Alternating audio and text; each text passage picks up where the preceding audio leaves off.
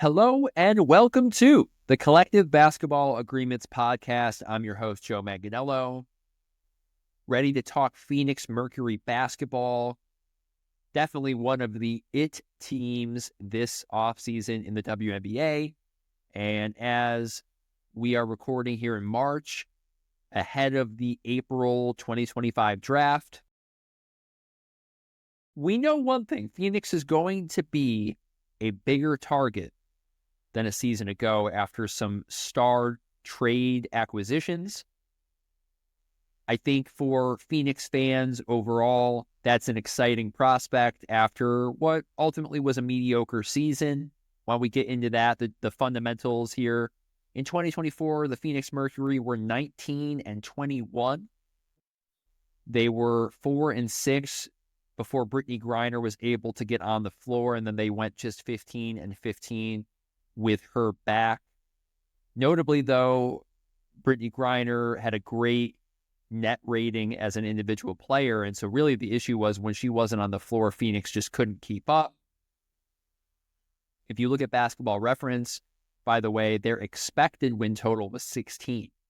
So they overachieved by 3 wins. I think that is usually a good indicator of you have a star player or some veteran players that can kind of drag you into some winning situations when you aren't expected to, or sort of relative to your overall team performance. To that end, they were the 8th best offense, a 103.6 rating, the 10th defense, a 107.8. They had a negative 4.2 net rating, 9th in the WNBA. And as a reminder, they were swept 2-0 to the Minnesota Lynx in round 1. What we now know is those were the final WNBA games for Griner-Taurasi. And so right at the top, I just want to reference that Griner-Taurasi is one of the best basketball players I've ever watched. A one of one in terms of personality, persona, reputation, credibility, tenacity, and her legacy is sealed. I think with that said, we were at a point in the WNBA where the game has gotten so fast, the overall skill rises every year. And as a fan, although I'm going to miss watching Diana play, I want to applaud Diana because I think she made the hard, but the correct decision. It's not easy to walk away, but I think that the game is going in a direction where what's best for Phoenix is to get more athletic, to get more positional versatility, and ultimately, I think just to augur things in terms of who has the ball in their hands, what type of scheme they're running. And I think last year's results were an indictment of the Griner-Taurasi core had just run its course. Even adding Kahleah Copper wasn't enough to salvage that.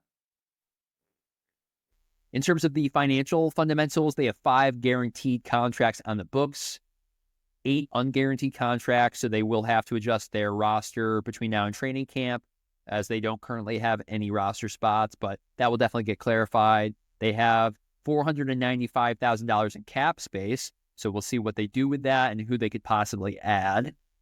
Notably, they do not have a 2025 draft pick as of today.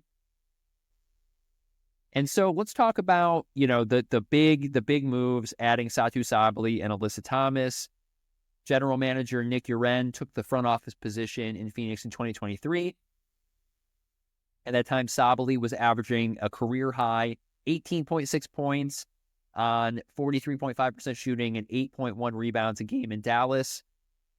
It was very clear Sabally was establishing herself as one of the up-and-coming stars in the sport, notwithstanding some injury concerns, but just really the total package in terms of a star player. And so she was set to become a restricted free agent that winter. She took a meeting with the Mercury, and she stayed with Dallas for another year, but ultimately Uren was able to get his woman the following offseason, in this big trade. Uren said of Sabally, she can defend any player, and that leans into the Mercury's heavy tendency to switch. Quote, "It was so easy to see how talented she was," Uren told ESPN. Literally, Satou and Alyssa can play 1 to 5. People throw the word versatility around a lot, but it's not an exaggeration with those two. Then Kalia can play so many different positions. You think about any of them being able to rebound and run, and then the rest of the team filling in the wings in transition, end quote. Fans got to be excited. This is going to be a fast-paced defense to offense team. I think the Kalia Copper trade makes a lot more sense from a year ago, knowing that they now have 2 other legit stars, and now they have a triple threat, 3 sort of positionless offense and defense 2-way star players. Notably, with Satou and Alyssa, both were acquired via sign and trade, and they both signed for $215,000. That is just above the regular max. So both players locked in a salary above the regular max, even though they were entitled to super max deals. And I thought that was kind of artful by each of their representations, respectfully, because you want to lock in, like, hey, like, let the record show my client is a super max caliber player, but we're going to do the team a favor. But we're not going to do the team a favor and take $202,000 like Kelsey Plum did. We're going to take above the max. And we'll see exactly what the new cap rules look like a year from now with the new CBA. But I thought that was really, again, artful, very creative to say, hey, we're going to give Phoenix a pay cut, but we're also going to lock it in above the regular max so that everybody knows when it comes time to negotiate again, we expect to be in the upper echelon of salary conversation. And so, other than the big 3, it's only Sammy Whitcomb, one of the best shooters in the league, one of my favorite players from the early Liberty years that I was working for the franchise in 21 and 22. Yeah, I think her last year with the Liberty was 22. They signed her for $125K. They also acquired 6'7" center Kalani Brown via trade. Now, interestingly, Kalani is one of the few players in the W on a non-rookie scale deal that is signed through 2026. And so that's a $130,000 average salary this year, but then also 2026. So Phoenix already has somebody on the book for 2026, which I would say is a good thing, especially because we all figure that the salary cap is going to jump up quite a bit. So good work there. If you're Kalani Brown, hey, $130,000, and then, negotiate something beyond that, not the end of the world. But just, worth noting, I think if you're Kalani Brown's representation, the decision to lock that contract in, knowing that the CBA was going to reset at that time, that's a choice. And ultimately, her and her representation had to make that call. I just want to briefly touch on the fact that this is a very unfinished roster. Right now on Spotrac, Phoenix has 6 training camp invitations to the likes of Lexi Held, Natasha Mack, Anna Makarat, Celeste Taylor, a few others. I mean, it is really slim pickings at the bottom of the roster as of today. And I'm not exactly sure. And by the way, just to go back, Sammy Whitcomb's contract unprotected, but she's going to get every chance to stick on this roster. And barring injury, she's going to be someone who's in their rotation come playoff time.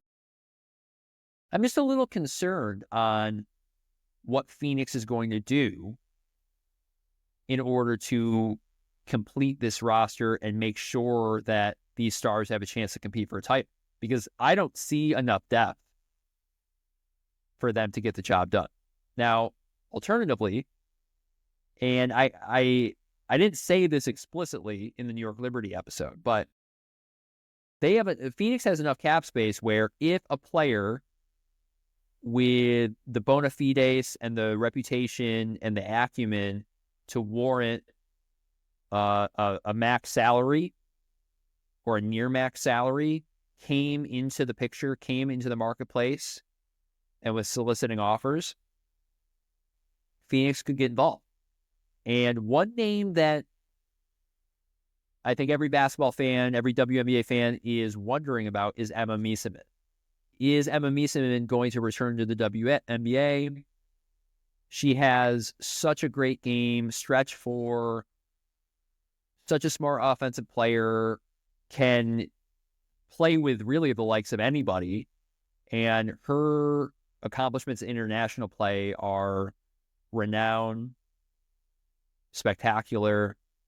If Meesseman were to come back to the WNBA, Phoenix would have to take a look there.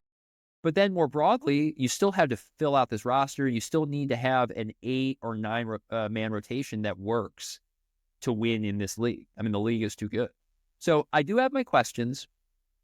I think that Phoenix has earned the right to go into this year with some expectations and be taken seriously as a playoff threat.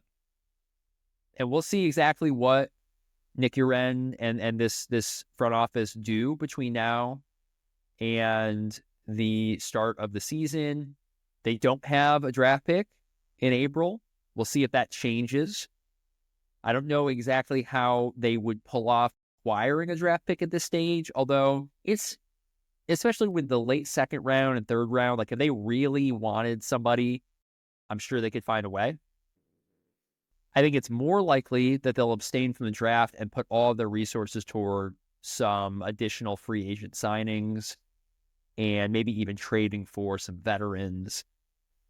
We're going to have to wait and see, but I'll wrap it up there. Really excited for this team. Really excited to see Satou, Alyssa, and Kahleah Copper all going at it together. We will find out soon enough. Thank you for listening.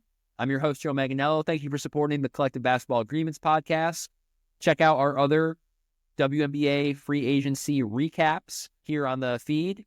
Stay tuned.